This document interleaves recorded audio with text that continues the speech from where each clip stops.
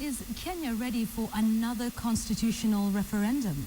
One MP says it's high time we amended the constitution.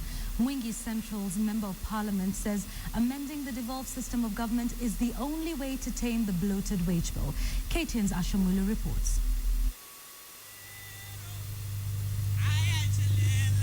A 20-year debate over Kenya's constitution ended here. Uhuru Park, 27th August 2010. As the flag went up into the sky and the resounding confirmation that the new law of the land was in effect, the hope for Kenyans was sealed. Nearly 4 years on, and the constitutional debate still echoes. Yes. One man at the center of it all says it's time to go back to the ballot. Mwingi Central MP Joe Mutambo wants a referendum to amend the constitution. His argument? We need to reduce the counties. We need to reduce the number of members of parliament. There are too many. We need to reduce the number of MCS. And we need to reduce the number of commissioners.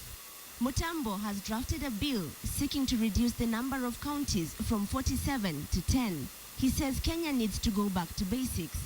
Back to the mapping of the former 8 provincial boundaries. The 10 counties, he says, would include the 8 boundaries, 2 of them split into half, North and South Rift, and Upper and Lower Eastern counties. I'm actually requesting, and I'm pleading with the Speaker of National Assembly to make sure this bill is brought forward as soon as possible, because it is due. Further, Mutambo says Kenya has too many leaders, and his bill proposes to slash down the numbers. He's done the math. Having 10 counties would mean Kenya would only have 10 governors and 10 senators. The current 47 boundaries would have 3 constituencies each, bringing the number of MPs to 141. The more than 1,000 members of county assemblies would be reduced to only 290 if Mutambo's bill sails through. The 20 nominated senators would be scrapped out, and only 2 senators representing persons living with disabilities will be nominated. The 12 nominated MPs will also be scaled down to 2. Parliament is bloated.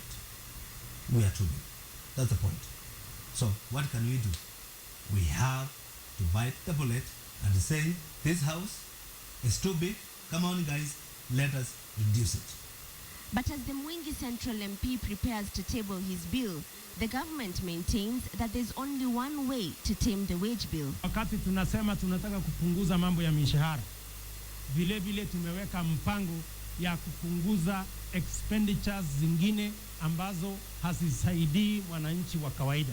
To me, I would call it a donation, because you're asking me to donate 20% of my salary. It's a donation. Mutambo's proposal to amend the structure of devolved governments would require a referendum, as it's a change to the constitution. The bill can be tabled in either House of Parliament, the Senate or the National Assembly. It must obtain a 2/3 support from both houses.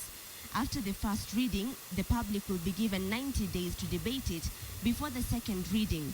Once it's passed, both speakers would submit it to the President, who would then request the Electoral Commission to conduct a referendum within 90 days. Ashamwilu, KTN, Nairobi.